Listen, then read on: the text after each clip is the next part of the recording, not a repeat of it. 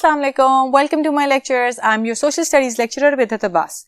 We are on chapter 16, which is democracy and human rights.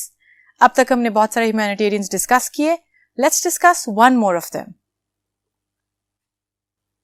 Okay, for today we are discussing Martin Luther King. अब तक हमने जितने humanitarian discuss किए, आपने notice किया होगा, they are from various backgrounds. एक टर्की का था, तो one was from Africa, then one was a Burmese leader.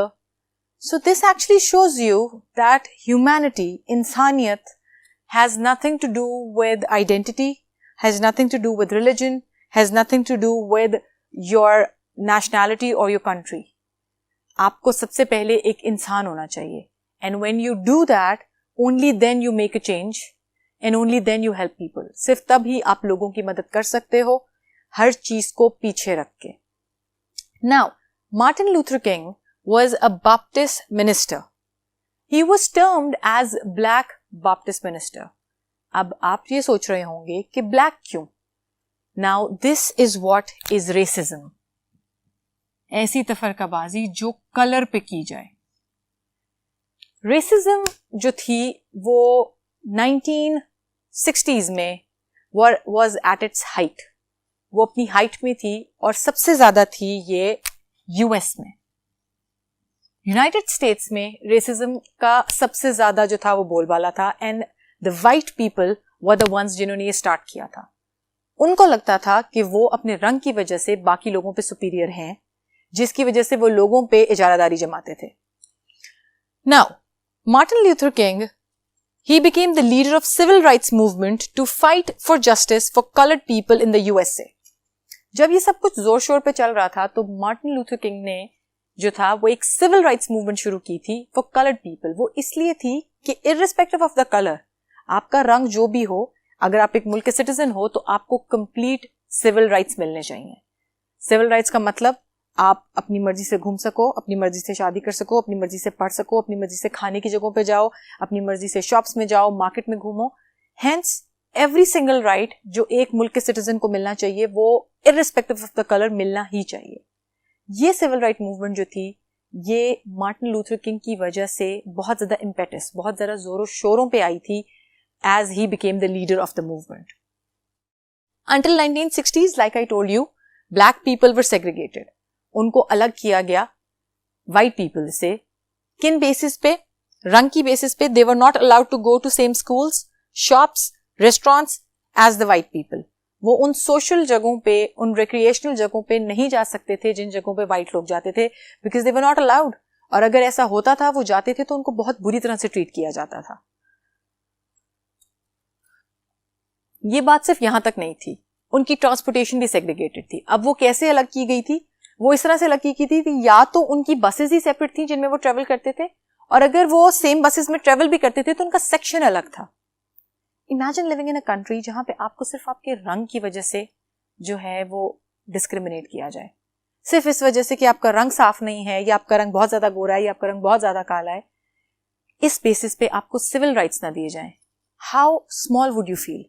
और ऐसा ही एग्जैक्टली फील कराया गया इन ब्लैक लोगों को. ब्लैक इन्होंने ही टर्म इजाद की है तो वो इंसान.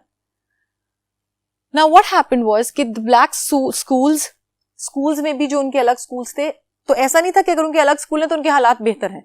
उनके अलग स्कूल्स के हालात बहुत बदतर थे. They were over crowded and badly equipped. Teachers कम थे, उनको इंफ्रास्ट्रक्चर नहीं था, और ओवर क्राउडेड थे. बहुत सारे लोग कम टीचर्स के अंडर पढ़ते थे.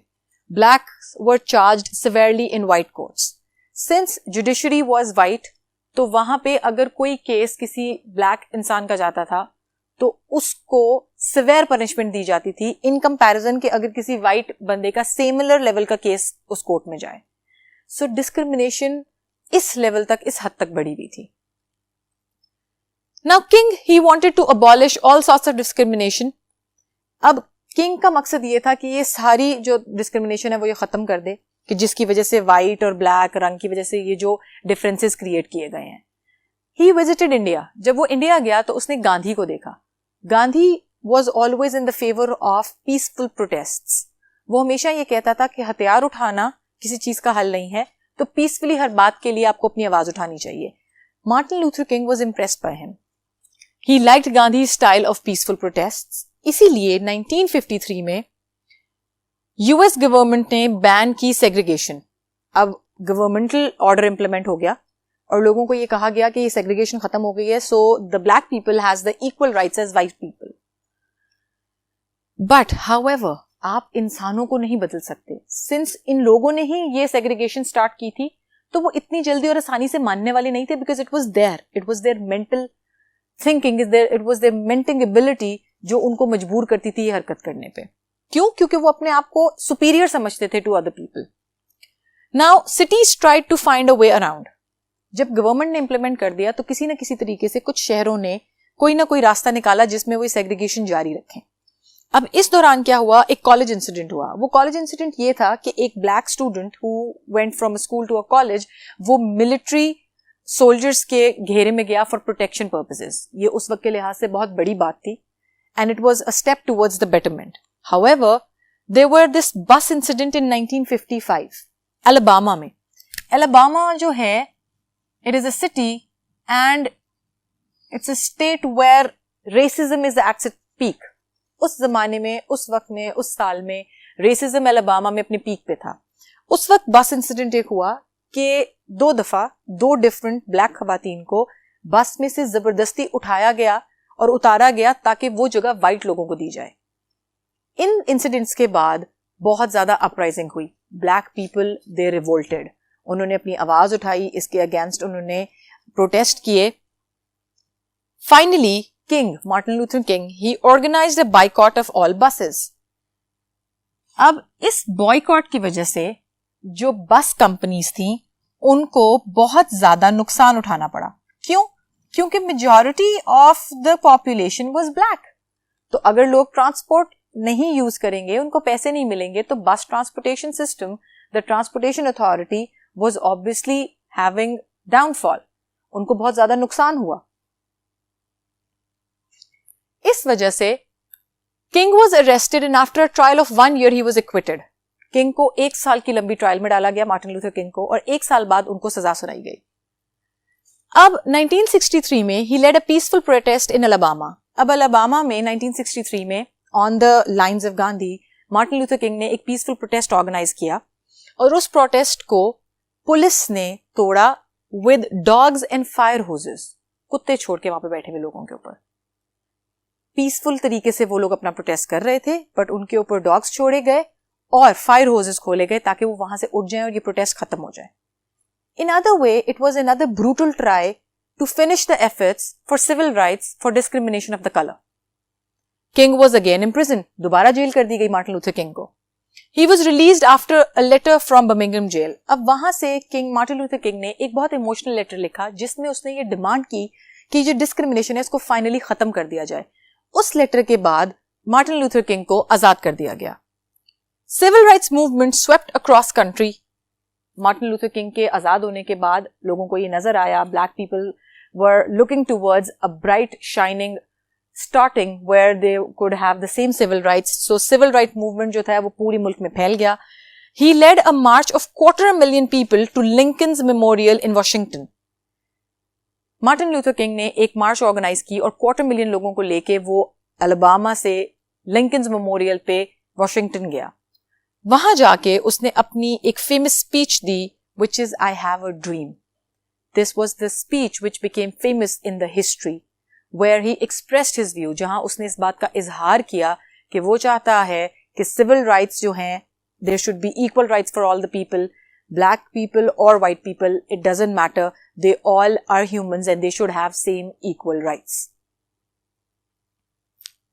ये स्पीच बहुत फेमस हुई. सिविल राइट्स मूवमेंट जो कि ऑलरेडी बहुत ज्यादा जोर शोर पकड़ चुकी थी और black people were very active in it, वो इस स्पीच के बाद मजीद बढ़ गई. और 1964 में because of his efforts, because whatever he did peacefully, because of his efforts he was given the Nobel Peace Prize. अप्रैल 1968 में एक अनफॉर्चुनेट इवेंट हुआ. He was giving a speech in Memphis, Tennessee, and he was assassinated by a white. एक white ने murder किया Martin Luther king का when he was delivering a speech in Memphis, Tennessee. But all his efforts, they did not go in vain, वो ज़ाया नहीं हुए, और a bill was passed after his death by the federal government under the name of Equal Rights for All. Hence, this man brought civil right movement to an end where he achieved what he wanted. Finally, उसने वो पा लिया जो वो चाहता था, और discrimination finally came to an end. आज भी all over the world कुछ हिस्सों में racism है, उसको exercise भी किया जाता है, which is not a good thing, क्योंकि we are all humans and we should all be given equal rights, irrespective कि हम किस रंग के हैं, किस मजहब से हैं, किस मुल्क से हैं. So yes, in the next lecture, we will discuss our final last great humanitarian discussed in the book. तब तक के लिए अल्लाह हाफिज.